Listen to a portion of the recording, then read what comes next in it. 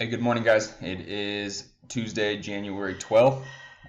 Sorry for the noise around me. They're doing some work down here in the basement. So if it's a little disrupting, sorry about it. Deal with it. Today, I just want to kind of introduce us a little bit to symbiosis. This is the same thing if you hear symbiosis or symbiotic relationships. That's the same thing as far as we're concerned, okay?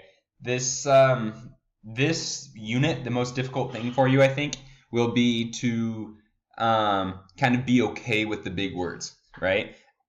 This unit does have some words that they're just new for a lot of us, okay? So that's the biggest thing. The concepts themselves are not super difficult. Really what we're looking at is how animals, plants, insects, bacteria, whatever, interact within nature. Okay, so like if you think about it, you look outside, you see a bird and it's in a tree, right?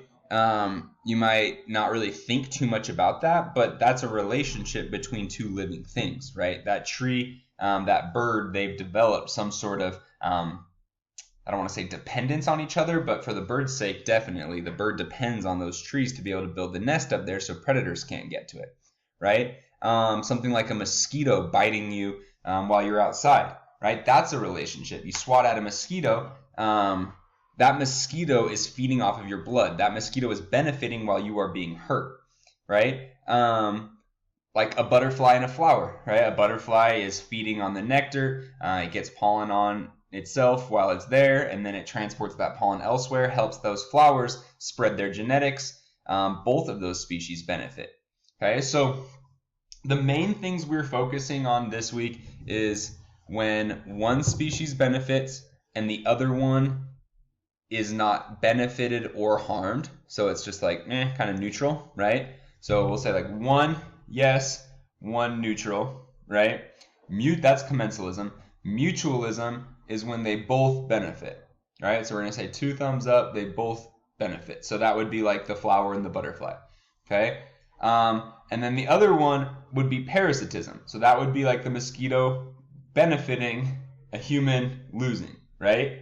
Another parasite that comes within mosquitoes right there is malaria. Like a lot of times mosquitoes will carry disease in tropic regions and subtropic regions, especially malaria. So that is another parasite that once the mosquito bites the human, now we have an internal parasite where that parasite is actually hurting us from the inside. Okay, so our focus today is commensalism. You guys have 2 videos included in your assignment. Those videos aren't the most exciting. Commensalism isn't the most visually exciting one. I'm going to kind of talk about some examples within this PowerPoint, kind of explain some stuff to us. And then I have another document that's just got a few more a few more examples of commensalism, just so you can kind of get a better visualization of what this looks like in nature. Okay, so like I said, we have these 3 main types that we're going to learn this week. We have commensalism, which we're going to start with today. Mutualism we'll do tomorrow, and parasitism on Thursday. Now let me find where commensalism starts. Boom. Okay, so like I said, this is a relationship in which one species benefits and the other is neither harmed or helped. Okay, so that is like one is benefited, the other one doesn't care.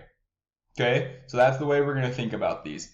I know it's kind of silly, but the hand motions, it's an easy way to think about it. So commensalism is one up, one sideways, right? And this example that they're showing is an elf owl creating a hole for the nest in the cactus. I don't know enough about this relationship, this species, but I would assume that the hole is so small that the cactus isn't negatively affected. Personally, to me, that seems kind of like parasitism if it's burrowing a hole, but the cactus must not be affected too much. Barnacles on a whale. So these will just be attached to a whale. The whale's not super upset by it. And that kind of creates free food for those creatures. Those are kind of bad. That's why I found that was your assignment. So I've just got 10 quick examples.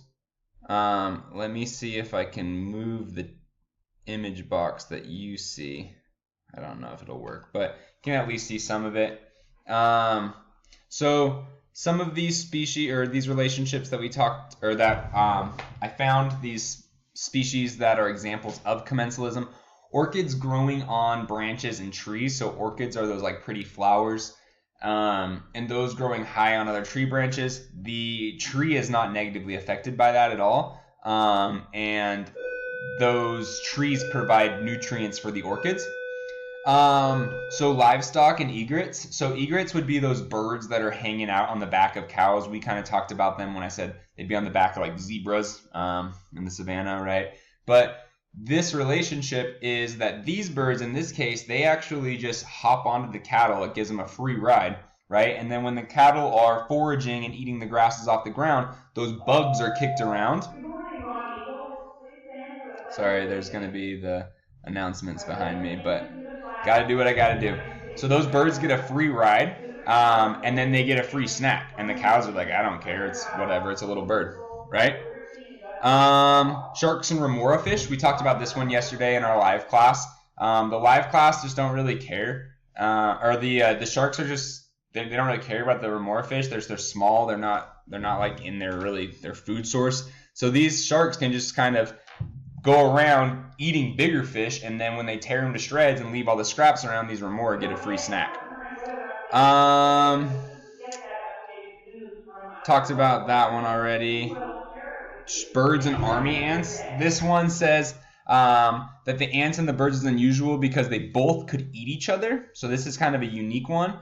But the birds will trail the army ants and not feed on them, but they'll feed on the insects escaping the ants as they move across the forest floor.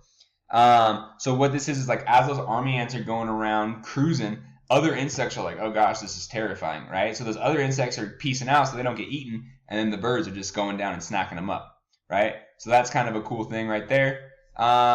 So that's enough examples of commensalism. If you're interested, you can go look at some other stuff. But tomorrow with mutualism and Thursday with parasitism, that's when we start to see some really cool, some really fun stuff that we get to look at. But remember, commensalism is one species benefits, the other one doesn't really care. Okay? So it's just one good, one neutral. All right, go do your assignment. Peace out.